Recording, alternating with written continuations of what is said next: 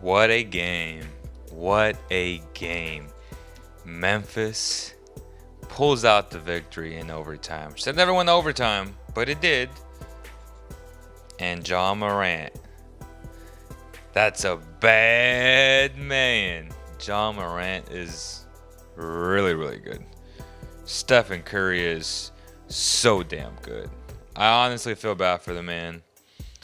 It seemed, obviously, he wasn't playing 1-on-5, but for stretches of the game, it seemed like the Grizzlies didn't care if anybody else beat them. They were like, nah, we going double team. Occasionally bring that, like that third spy, kind of like a triple team.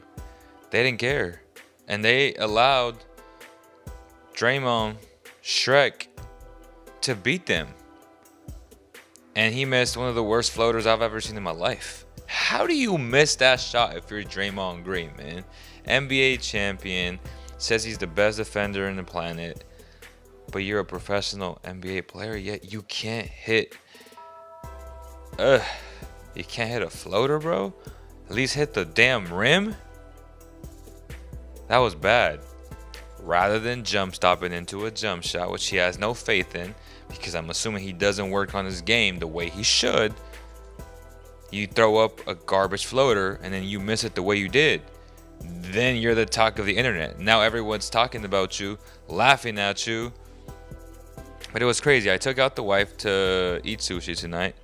I bet the first quarter of the Warriors and the Grizzlies. The Warriors got down. On Bovada, you're allowed to bet first, second, third, pretty much any possession, honestly. But when they were down by 12 or 13, I was at the gym. I was watching the game. It had just started, right? And I saw the line, looked at my phone. It was dying. It was like at 10%. But I looked at my phone. I said plus 8.5. I understood that the Memphis Grizzlies, they always let teams back in. You got to know these things from a gut perspective, right? Because you play basketball and you know there's a run coming. But was 8.5 enough with 6:30 remaining in the first? Being, I think they were down 13, 14. I thought it was a lock at plus 8.5. I thought they'd lose by 7, even 8, right? It always comes down to one damn possession, it feels like. But they went crazy in the last 2 minutes. And they, I think, took the lead. Honestly, they took the lead. But then they lost the quarter by 1. But still, obviously, I covered by a lot. So that was my first one of the game, right? Hit that. Was watching the game sporadically. Showered, blah, blah, blah. I was like, oh, let's go eat sushi. For sure, let's go. Get there. Game's on. Nice little crowd and sash. Shout out to the sushi spot that we went to, by the way. Good. So it was some good sushi. And I was watching the game, right, while we're eating. And I'm tweeting out what I'm feeling, because again, if y'all know, I'm an in play better. Obviously, you like to, people want to parlay things and they like the pre bets, which is fine. I'm gonna give you a pre bet today, but I'm an in play better because I like to see how teams come out, how they react, and even at the half when it was plus 4.5 Warriors, minus 4.5 Grizzlies. I was close of taking that, and 9 out of 10 times, just because I thought that was a good bet, I would have tweeted it out, but I didn't. I did say if it gets down to 2.5, take it. The Grizzlies were up by a lot, man, and they literally had mistake after mistake in the last, 35 seconds. Awful call on Jordan Poole. Terrible call. How do you not review that? So then that screwed up a lot of people. And there was an instance there where I kept saying, and I said this, because I know exactly how Vegas rolls their lines. I said if they were down by 6 or 7, I said if the Warriors could, get down by 1 or 2 or by 1, it's going to be Grizzlies plus 2.5. And it literally hit plus 2.5. I was eating my sushi roll, and I had my phone, and I'm watching the line move. And just when I'm about to hit 2.5, because I told people on Twitter, I'm tweeting this out like, hey, if it hits 2.5, I'm hitting it. Or if it's even money, I'm hitting that. Get to 2.5. I don't get it in time because Ja Morant hits the 3 after Steph cut it down to 1. I was like, damn, I missed it. And then the line corrects. Now at that point, at that juncture, because they have momentum going, the line pretty much said, okay, the Grizzlies are now favorites. So now it's self-corrected, kind of like when you have a market correction in stocks, right? Stocks aren't always going to be on red, right? So you have to understand these type of things when you're betting, while you're betting in play. And I was like, damn, I missed my chance, right? It gets down. It's always at -5.5, -6.5. The Warriors are down by 8 to make the run. They shut off the line like at 2:49, pretty much 3 minutes. And I'm looking at this like, damn, you know, it's secure. Then they just go on this massive, stupid run in the last 2 minutes of the game when the lines are off. And sometimes they'll bring back the money line, but not the actual spread. Obviously, I'm like, I'm just going to jump my suits, just watch the game. I'm already up on this game, whatever. Won the first quarter, right? They go crazy. And I'm like, damn, if this hits overtime, I'm hitting the Grizzlies. Like, I truly believe the Grizzlies will win this game. Told you guys, the Warriors aren't a good team. I said that last night or 2 nights ago. It's Steph Curry and that's it, man. I don't want to hear it. And they went up for a little bit. Then the Warriors took the lead, right? And it was plus 115. I said, F it. I'm going to hit this. And I did. And I won. But I was tweeting out when there was plenty of chances to get them like at -2.5, -1.5. And I stayed patient. And that's the thing in this in-play system, you have to be patient. You have to know what you want first and foremost. Always have a number in mind, right? The number was even money or plus money, obviously. Plus points. In overtime, they don't really give you spreads. They just give you money lines. That's how it really works in overtime. So I was like, you know, I'm going to take the 115. They're going to win this game. They'll find a way to win this game. They almost screwed it over. Like, they almost lost the game, obviously, but should have never been in that predicament in the first place. But that's my story for today, man. What a game. Came out on top. Again, follow me on Twitter at BSLeo. And you guys, for the most part, will get most of my live tweets if I'm watching the game. I'll let you guys know if I'm watching the game or not. You guys can also hit me on the DM on Cowbell Kingdom. Cowbell_Kingdom on Instagram or at Basketball Zone as well. I'm always looking at those DMs. How's everybody doing? Okay, so let's look at tomorrow's slate. First game, 11:05, Miami Heat versus Milwaukee Bucks. This one to me is a lock, but let's go over the lines of all the games. This one's at -4.5, Milwaukee Bucks. Second game, Dallas Mavericks, LA Clippers, -5.5 Clippers, -225 money line, +5.5 Mavericks, +185 money line. Third game, Nets Celtics, -8, -350. That's going to win that game, man. Then the last game, right? So that's game number 4, the Blazers and the Nuggets, -1 Nuggets as of right now. Pretty much even money, honestly. -115, -105. It's going to be a hell of a series, man. That's going to be a hell of a series. I can't wait. This is the revenge series for the Nuggets. Whether or not they get it without Jamal Murray is going to be tough. But the Blazers, man, if they can stay healthy, it's a team to be reckoned with. And on Sunday, you got the Wizards and the Sixers. As of right now, it's -7.5 Sixers against the Blazers. Sorry, against the Wizards. So -7.5 +7.5.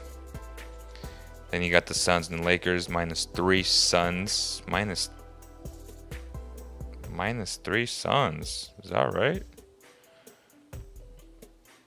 Why was it news that the Lakers were favorites?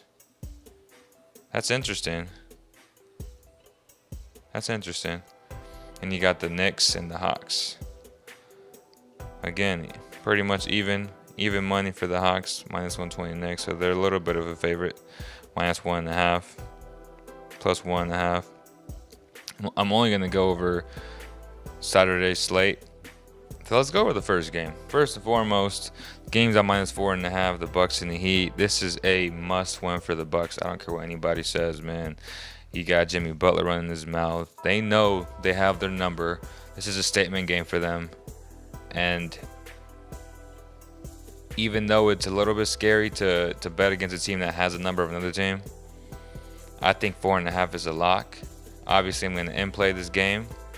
I might just go put like 115 on the Bucks pre-game and then in-play it as well. But my number for the Bucks is if you ever get the line. So typically, if the Heat go on a run and they're up by 5 to 8 points, that 4.5 is going to drop, right? Every possession, it fluctuates up and down.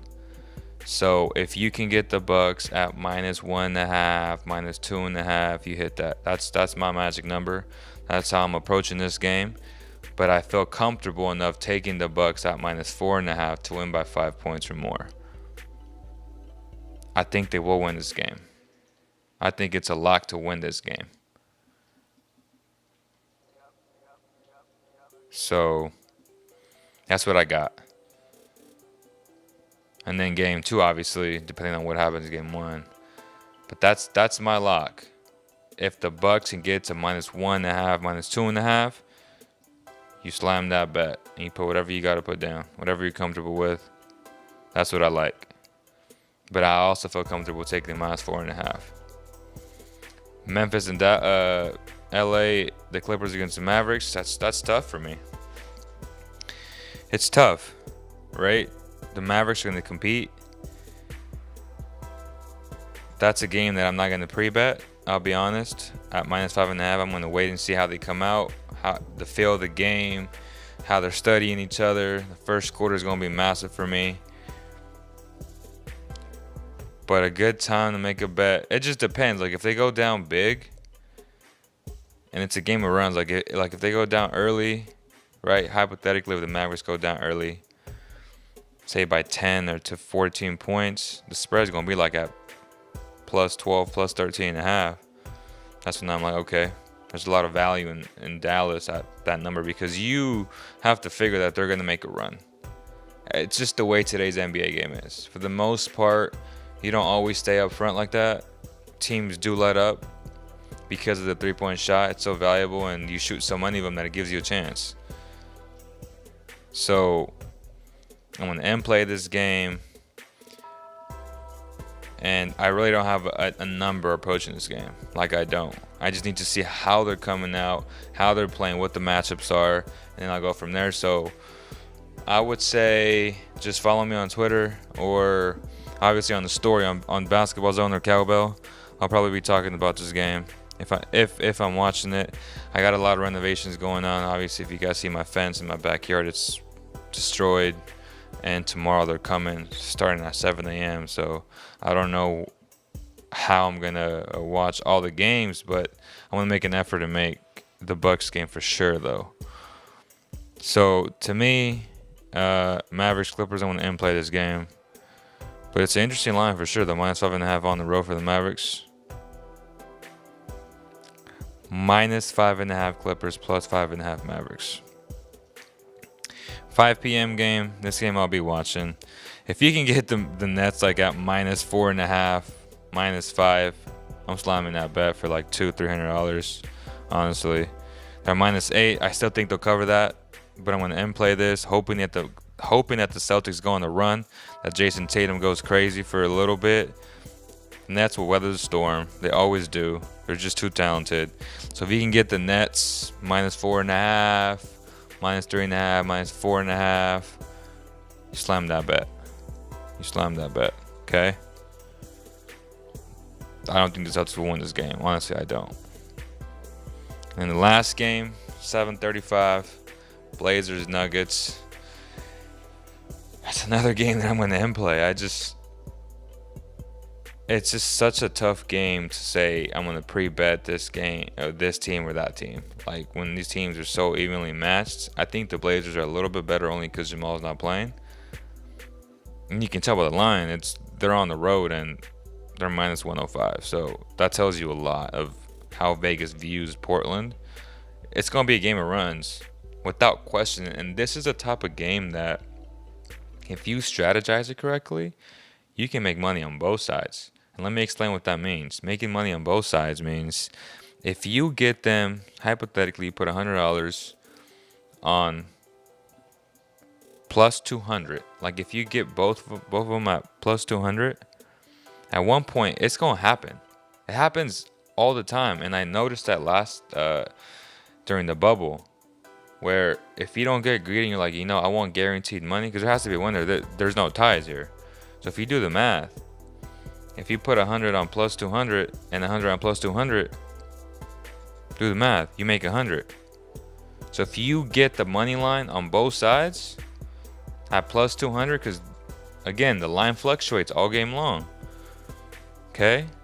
So as soon as you see that, plus 235, plus 235, plus 325, plus 325, you hit that. And you make guaranteed money. No ifs, whats, or buts about it. You make guaranteed money. You gotta be hawking the damn line all game long, though.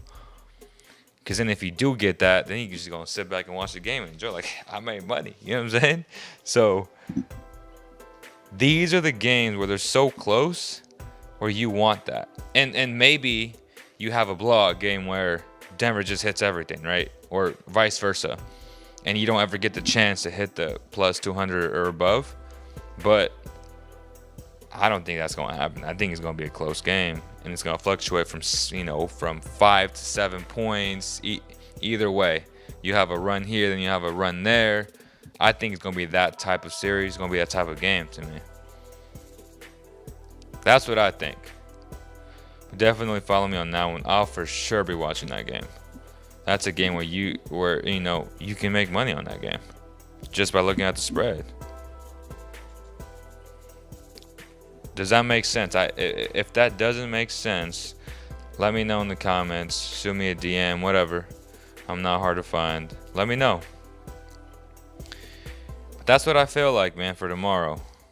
And then tomorrow I'll probably go over the Wizards, Sixers, Lakers, Suns, Hawks, and Knicks. There's another game that's missing. Oh, it's the Jazz and the Grizzlies. They haven't put up the number yet. At least on Bovada they haven't. So we'll see. We will see, man. How's everybody doing? Rico says it blazes. Hey, tomorrow's gonna be a hell of a NBA slate, man.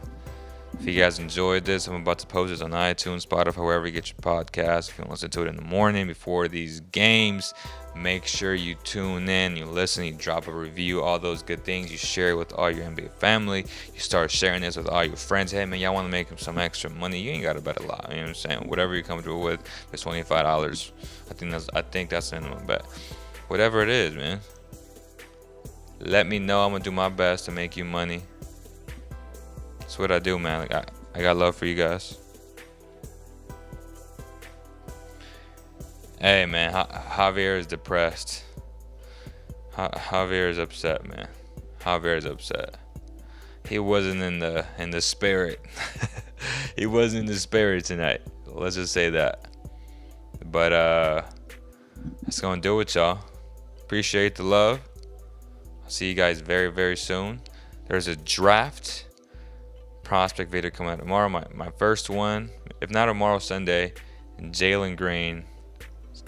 I recorded the video today. I'm excited to post that, and then post a lot of prospects from the 21 class.